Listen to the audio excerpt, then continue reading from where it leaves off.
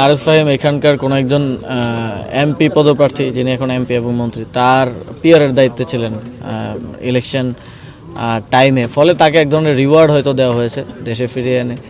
এবং আমরা দেখলাম যে এখানে আইনশৃঙ্খলা বাহিনীর এক ধরনের এখানে কোনো রিয়াকশন নেই, বা সরকারের দায়িত্বশীল তারাও বিষয়টাকে এড়িয়ে যাওয়ারই চেষ্টা করছেন।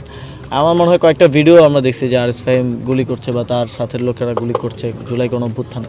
তো এই ধরনের সন্ত্রাসীদেরকে আবারও দেশে ফিরিয়ে এনে দেশটাকে সন্ত্রাসীদের অভয়ারণ্য পরিণত করা হচ্ছে। এবং আমরা নতুন সরকারের এক ধরনের ইন্টেনশন দেখছি যে আওয়ামী লীগের বিভিন্ন শক্তিকে তারা এইখানে তারা রিকনসিলিয়েশন করে এখানে আবার তারা পুনর্বাসন করে তারা নিজেদের শক্তি বৃদ্ধি করতে চায়, কিন্তু এটা একটা ফ্যালাসির মধ্যে তারা আছে। এর আগেও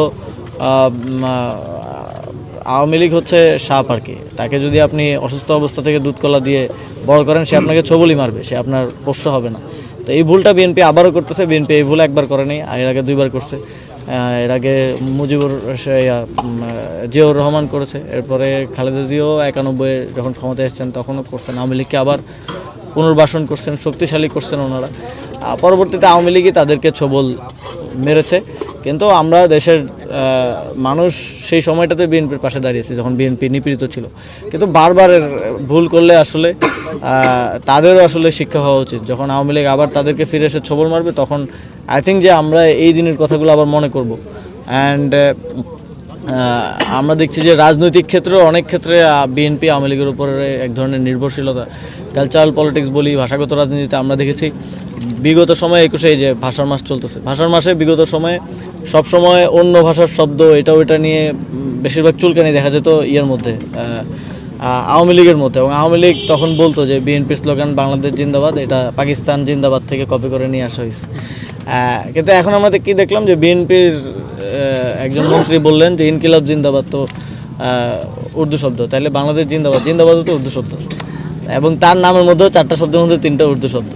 তো আওয়ামী লীগ যখন বিএনপি যখন ওই যে কথা আছে না গ্রামে এক গাছের ছালা আর গাছে লাগানো, বিএনপি যখন কালচারাল পলিটিক্স করতে যায় বা ওই বিষয়ে কথা বলতে যায়, তখন সে যেই প্রথম ভুলটা করে, তার কালচারাল পলিটিক্সের তার আসলে কোনো স্টেক বা কোনো এক্সিস্টেন্স না থাকার কারণে সে আওয়ামী লীগের কালচারাল পলিটিক্সটাকে ধার করে নিয়ে আসে এবং আওয়ামী লীগের কথাগুলোকেই সে বারবার বলতে থাকে। ফলে তার এখানে এক ধরনের রাজনৈতিক দলীয়ত্ব প্রকাশ পায় এবং একটা হাস্যরসাত্মক সিচুয়েশনে পরিণত হয়। তো এই জায়গাগুলো আমার মনে হয় যে আরও তাদেরও তাদের রাজনীতিটা নির্মাণ করা উচিত। শুধু পেশি শক্তি এবং চাঁদাবাজির ইকোসিস্টেম দিয়ে রাজনৈতিক দল দীর্ঘদিন